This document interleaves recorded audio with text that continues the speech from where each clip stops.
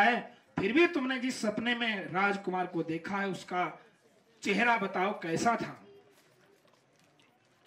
उषा ने बताना शुरू किया, सुंदर सा है, हल्का सा लंबा है, गोरा है। सबसे पहले चित्र बनाया चित्रलेखा ने, तो चित्र बना जरासिंध का। बोले इस नालायक को हम पसंद करेंगे, ये तो बुढ़ा भी है। फिर शिशुपाल का बनाया, दंतवक्र का बनाया, फिर धीरे धीरे सूरसेन का बनाया, अग्रसेन का बनाया और वसुदेव जी का बनाया। फिर बनाया चित्र किसका? फिर चित्र बनाया भगवान कृष्ण और बलराम का। बलराम और कृष्ण का चित्र देख करके उषा ने कहा,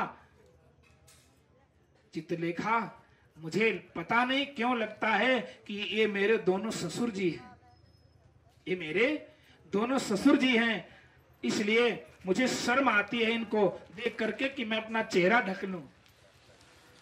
चित्रलेखा ने कहा अब मैं सही रास्ते पर जा रही हूं, इसका मतलब अब सही रास्ते पर जा रही हूं। फिर इसके बाद में चित्रलेखा ने बनाया चित्र किसका? प्रद्युम्न जी का। प्रद्युम्न जी का जब चित्र बनाया तो चित्रलेखा ने कहा देखो ये है। उषा ने कहा बिल्कुल पता नहीं मुझे क्यों लगता है कि मेरे ससुर जी हैं, इनको देख करके लगता है कि मेरे ससुर जी, इनको देख करके और ज्यादा शर्म आ रही है। चित्रलेखा ने अब समझ लिया कि इसके बाद जो चित्र बनेगा वो इसका ही वही सपने का राजकुमार होगा। अब की बार चित्रलेखा ने चित्र बनाया है महाराज अनिरुद्ध का।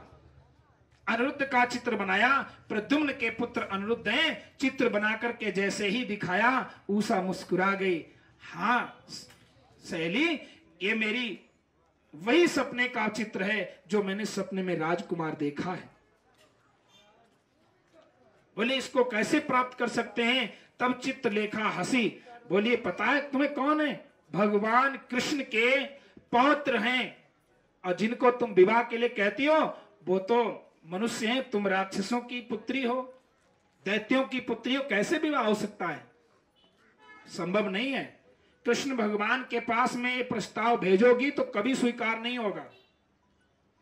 कहते हैं कि जो वस्तु मांगने से न मिले तो उसको छीन लेना चाहिए, लेकिन छीनने से फायदा क्या है? अनिरुद्ध ने तुमको कभी देखा नहीं, प्रेम तुम्हारा है नहीं। प्रेम अगर होता है तो कहीं भी किसी जाति में हो, एक दूसरे से अगर प्रेम हो तो विवाह हो ही जाता है प्रयास करने पर। क्या किया जाए? तो एक है उपाय, एक उपाय है। चित्रलेखा ने कहा मुझे दैत्य हूं ना तो मुझे उड़ना आता है, राक्षसों को ये विद्या आती थी ऊपर से उड़ करके जाने की, तो मुझे उड़ना आता है। मैं रात रात में जाकर के अनिरुद्ध को सोते हुए ही उठा लाऊंगी। उषा ने कहा ठीक है, बस लेकर के आ जाओ। उषा लेने के लिए प्रतीक्षा करने लगी और इधर चित्रलेखा उड़ करके सीधे पहुंची द्वारिका के पास। द्वारिका में चित्रलेखा ने देखा कि बड़ा जबरदस्त पहरा है। द्वारिका के ऊपर इतना बड़ा पहरा है कि आज चित्रलेखा की हिम्मत टूट गई कि अब हम द्वारिका में प्रवेश नहीं कर पाएंगे। कारण क्या था? द्वारिका के ऊपर भगवान श्री कृष्ण के आयुध जो है सुदर्शन है ना, सुदर्शन घूम रहे हैं, पहरा लग रहा है सुदर्शन का। सुदर्शन बड़े भारी आकार में पूरे द्वारिका के ऊपर बन बना रहे थे। जब देखा आज सुदर्शन को कैसे हटाया जाए, उसी समय नारद जी आ गए। देखो भगवान की जो इच्छा होती है ना तो नारद जी पहुंच जाते हैं। नारद जी को जैसे ही चित्रलेखा ने देखा तो दूर से प्रणाम किया, मुनिवर आपको चरणों में श्री दंडवत प्रणाम है। चित्रलेखा को देख करके नारद जी ने पूछा, चित्रलेखा तुम यहाँ द्वारिका में क्या कर रही हो और इस द्वारिका में आने का प्रयोजन क्या है? चित्रलेखा ने सारी कथा सुना दी। बोली बाणासुर की पुत्री उषा कहती है अगर अनिरुद्ध के साथ में विवाह नहीं हुआ तो मैं मर जाऊंगी, कभी किसी के साथ में विवाह नहीं करूंगी। मैंने जो सपने में राजकुमार देखा है उसी के साथ विवाह करूंगी। जब ये सुना नारद जी ने कहा तो फिर सुनो, थोड़ी देर के लिए हम सुदर्शन को यहां से हटा सकते हैं, लेकिन इतने में ही तुम अनिरुद्ध को चार पाई समेत लेकर के उड़ जाओ। चित्रलेखा ने कहा ठीक है, मैं केवल 2 मिनट के लिए। नारद जी गए सुदर्शन के पास, बोले भैया ज्यादा ड्यूटी व्यूटी करते करते तुम्हारा मन नहीं थकता है? हर समय 24 घंटे द्वारिका की सुरक्षा में रहते हो, अरे कभी कभी बैठ करके भजन संकीर्तन भी कर लिया करो। अरे हर समय नौकरी सब कुछ नहीं है, थोड़ा बहुत भगवान का भजन भी कर लो। आओ मेरे साथ सत्संग करते हैं। श्री राधे कृष्ण गोविंद गोपाल राधे माधवा, श्री राधे कृष्ण गोविंद गोपाल राधे माधवा,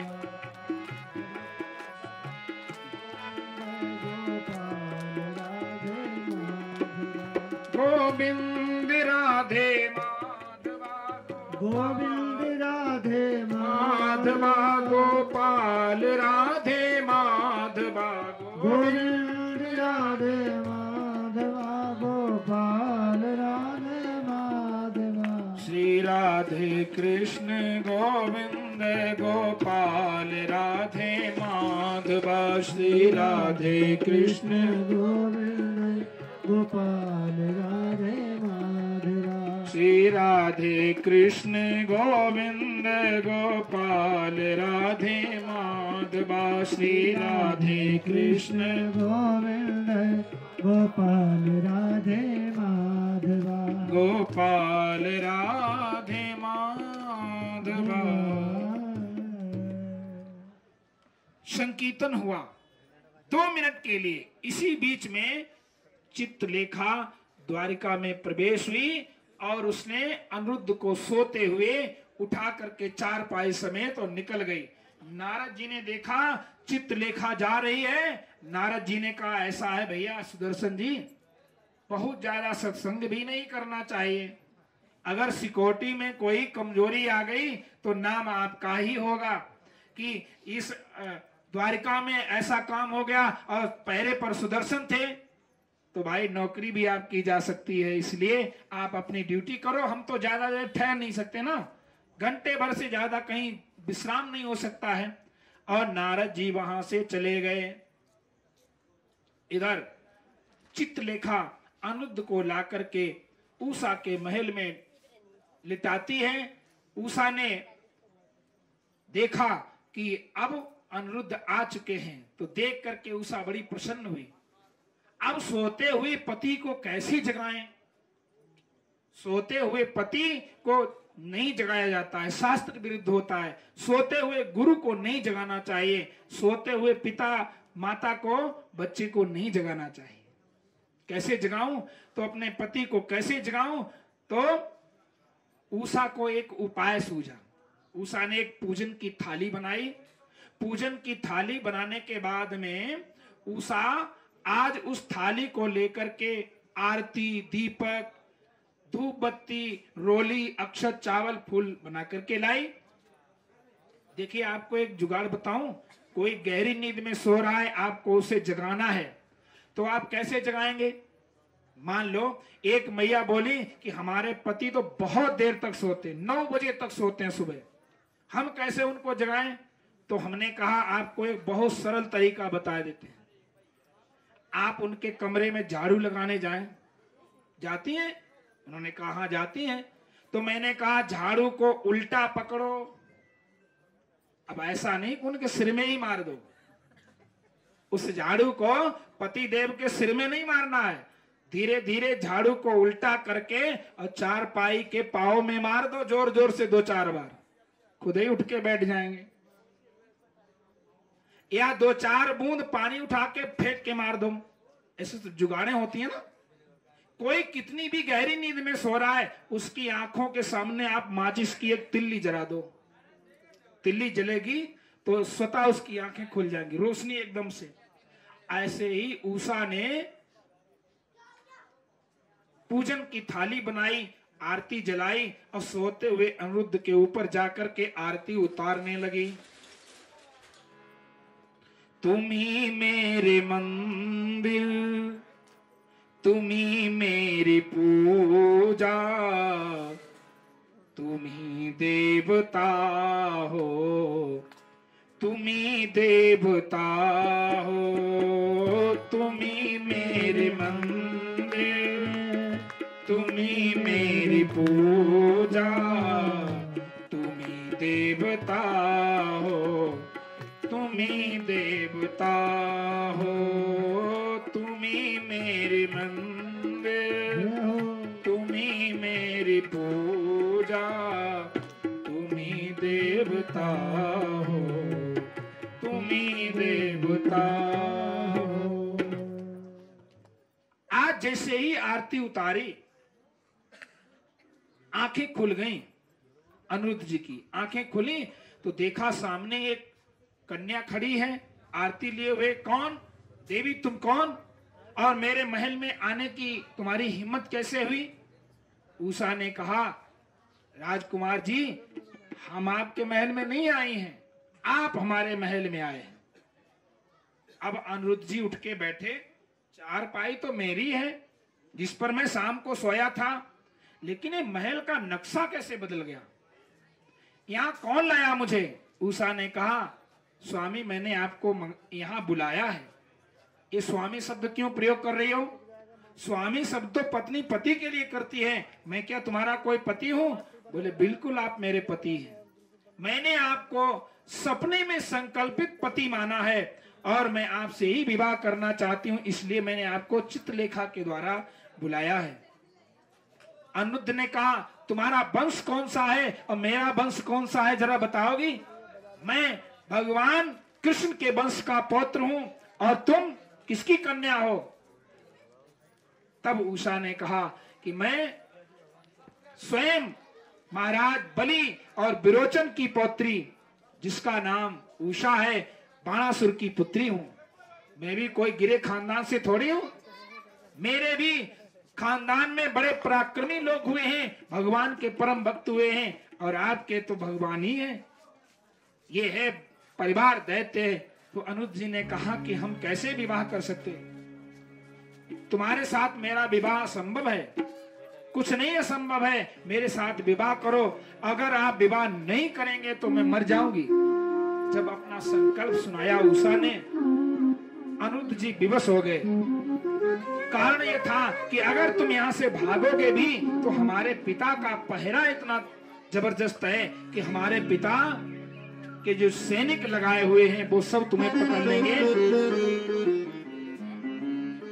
अनिरुद्ध ने सोचा, विचार किया, बात तो सही है, लेकिन उषा इतना अनन्य प्रेम करती है, जिसका प्रेम अनन्य है, विशुद्ध है, तो कितना भी निर्दयी व्यक्ति हो उसे उसके सामने झुकना पड़ता है। अनिरुद्ध ने कहा, देवी हम तो स्वीकार कर लेंगे, लेकिन हमारे पिता या तुम्हारे पिता तुम्हें स्वीकार करेंगे? हम मना नहीं करते हैं। अनिरुद्ध ने जब ऐसा कहा, उषा ने कहा, आगे जो होगा वो देखा जाएगा। हुआ ये, धीरे धीरे उषा गर्भवती हो गई। गर्भवती हो गई। एक दिन वो जब अपने महल से बाहर निकली तो बाणासुर की नजर अपनी पुत्री के ऊपर पड़ी। पुत्री उषा, ये तेरे को गर्भ कैसे हुआ? अब क्या तू कहीं कलंक लगाने गई या कहीं तू महल से बाहर जाती है? उषा ने मना कर दिया, नहीं पिताजी। फिर कौन है? बोले मेरे सपनों का राजकुमार है, जिसको मैंने बुलाकर के अपने महलों में रखा है। कौन है? बाणासुर ने जाकर के महलों में देखा तो अनिरुद्ध जी को बंदी बना लिया। बंदी बना करके भगवान कृष्ण के लिए बाणासुर ने युद्ध के लिए प्रस्ताव भेजा कि मुझसे युद्ध करो आकर के कृष्ण और बलराम। अगर तुम्हारी संसार में कीर्ति है तो बाणासुर से युद्ध करो और अपने पौत्र को बचा ले जाओ। भगवान कृष्ण और बलराम बड़ी भयानक सेना लेकर के द्वारिका से प्रस्थान करते हैं। आज आकर के कृष्ण बलराम और बाणासुर का भयंकर युद्ध होता है।